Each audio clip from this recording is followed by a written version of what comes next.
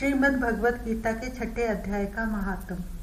श्री भगवान कहते, सुमुखी, अब मैं छठे अध्याय का महात्म बतलाता हूँ, जिसे सुनने वाले मनुष्यों के लिए मुक्ति करतलगत हो जाती है। गोदावरी नदी के तट पर प्रतिष्ठानपुर पैठण नामक एक विशाल नगर है, जहाँ मैं पिप्पलेश के नाम से विख्यात होकर रहता हूँ।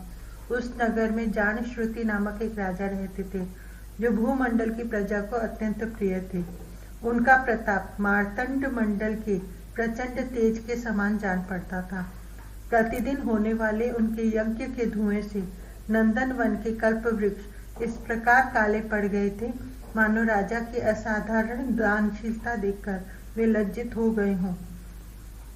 उनके यज्ञ में प्राप्त पुरोडाश के रसास्वादन में सदा आसक्त होने के कारण देवता लोग कभी प्रतिष्ठानपुर को छोड़कर बाहर नहीं जाते थे।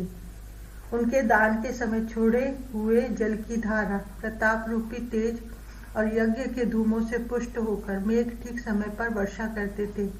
उस राजा के शासन काल में ईतियां खेती में होने वाले 6 प्रकार के उपद्रवों के लिए कहीं थोड़ा भी स्थान नहीं मिलता था और अच्छी नीतियों का सर्वत्र प्रसार होता था। वे बावली, कुएं और पोखरे खुदवाने के बहाने मानो प्रतिदिन पृथ्वी के भीतर की निधियों का अवलोकन करते थे। एक समय राजा के दान, तप, यज्ञ और प्रजा पालन से संतुष्ट होकर स्वर्ग के देवता उन्हें वर देने के लिए आए। वे कमल नाल के समान उज्जवल हंसों का रूप धारण कर अपनी पांखें हिलाते हुए आकाश मार्ग से चलने लगे। बड़ी उतावली के साथ उड़ते हुए वे सभी हंस परस्पर बातचीत भी करते जाते थे। उनमें से भद्राश्व आदि 2-3 हंस वेग से उड़कर आगे निकल गए। तब पीछे वाले हंसों ने आगे जाने वालों को संबोधित करके कहा, अरे भाई भद्राश्व, तुम लोग वेग से चलकर आगे क्यों हो गए? यह मार्ग बड़ा दुर्गम है, इसमें हम सबको साथ मिलकर चलना चाहिए। क्या तुम्हें दिखाई नहीं देता? यह सामने ही पुण्य मूर्ति महाराज जानश्रुति का तेज पुंज अत्यंत स्पष्ट रूप से प्रकाशमान हो रहा है। उस तेज से भस्म होने की आशंका है, अतः सावधान होकर चलना चाहिए। पीछे वाले हंसों के ये वचन सुनकर आगे वाले हंस हंस पड़े और उच्च स्वर से उनकी बातों की अवहेलना करते हुए बोले, अरे भाई, क्या इस राजा जानश्रुति का तेज ब्रह्मवादी महात्मा रैक्व के तेज से भी अधिक तीव्र है? हंसों की ये बातें सुनकर राजा जानश्रुति अपने ऊंचे महल की छत से उतर गए और सुखपूर्वक आसन पर विराजमान हो अपने सारथी को बुलाकर बोले, जाओ, महात्मा रैक्व को यहाँ ले आओ। राजा का यह अमृत के समान वचन सुनकर मह नामक सारथी प्रसन्नता प्रकट करता हुआ नगर से बाहर निकला। सबसे पहले उसने मुक्तिदायिनी काशीपुरी की यात्रा की, जहाँ जगत के स्वामी भगवान विश्वनाथ मनुष्यों को उपदेश दिया करते हैं। उसके बाद वह गया क्षेत्र में पहुंचा, जहाँ प्रफुल्ल नेत्रों वाले भगवान गदाधर संपूर्ण लोगों का उद्धार करने के लिए निवास करते हैं। तदंतर नाना तीर्थों में भ्रमण करता हुआ सारथी पापनाशिनी मथुरापुरी में गया। यह भगवान श्री कृष्ण का आदि स्थान है, जो परम महान एवं मोक्ष प्रदान करने वाला है। वेद और शास्त्रों में वह तीर्थ त्रिभुवनपति भगवान गोविंद के अवतार स्थान के नाम से प्रसिद्ध है। नाना देवता और ब्रह्म ऋषि उसका सेवन करते हैं। मथुरा नगर कालिंदी यमुना के किनारे शोभा पाता है। उसकी आकृति अर्धचंद्र के समान प्रतीत होती है। वह सब तीर्थों के निवास से परिपूर्ण है। परम आनंद प्रदान करने के कारण सुंदर प्रतीत होता है। गोवर्धन पर्वत के होने से मथुरा मंडल की शोभा और भी बढ़ गई है। वह पवित्र वृक्षों और लताओं से आवृत है। उसमें 12 वन है। वह परम पुण्यमय तथा सबको विश्राम देने वाले श्रुतियों के सारभूत भगवान श्री कृष्ण की आधार भूमि है। तत्पश्चात मथुरा से पश्चिम और उत्तर दिशा की ओर बहुत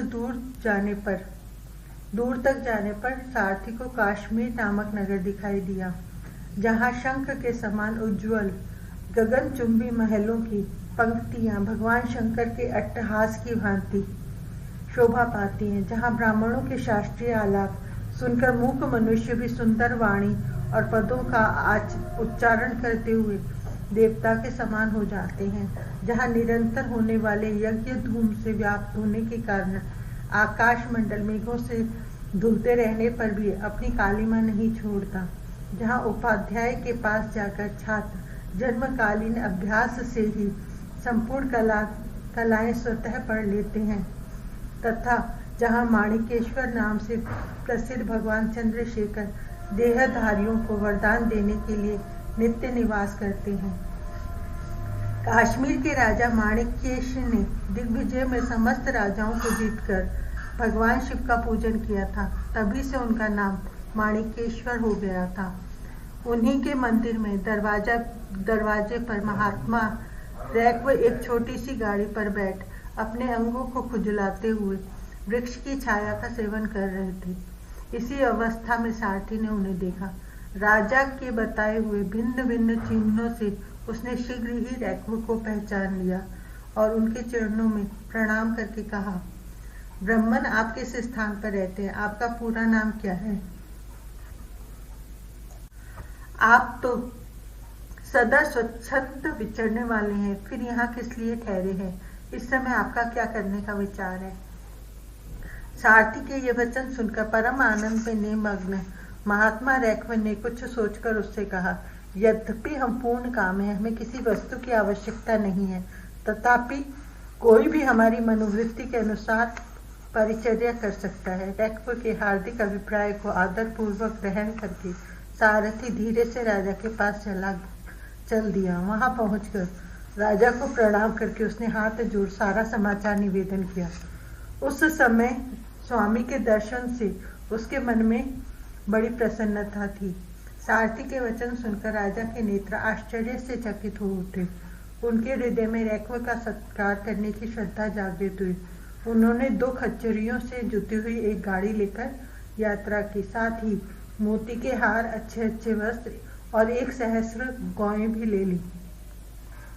काश्मीर मंडल में महात्मा रैक्व जहाँ रहते थे उस स्थान पर पहुंचकर राजा ने सारी वस्तुएं उनके आगे निवेदन कर दी और पृथ्वी पर पड़कर साष्टांग प्रणाम किया।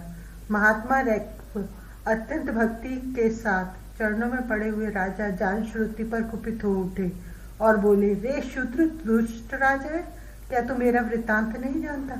यह खच्चरियों से जुटी हुई अपनी ऊंची गाड़ी ले जा, ये वस्त्र, ये मोतियों के हार और ये दूध देने वाली गौएं भी स्वयं ही ले जा। इस प्रकार आज्ञा देकर रैक्व ने राजा के मन में भय उत्पन्न कर दिया।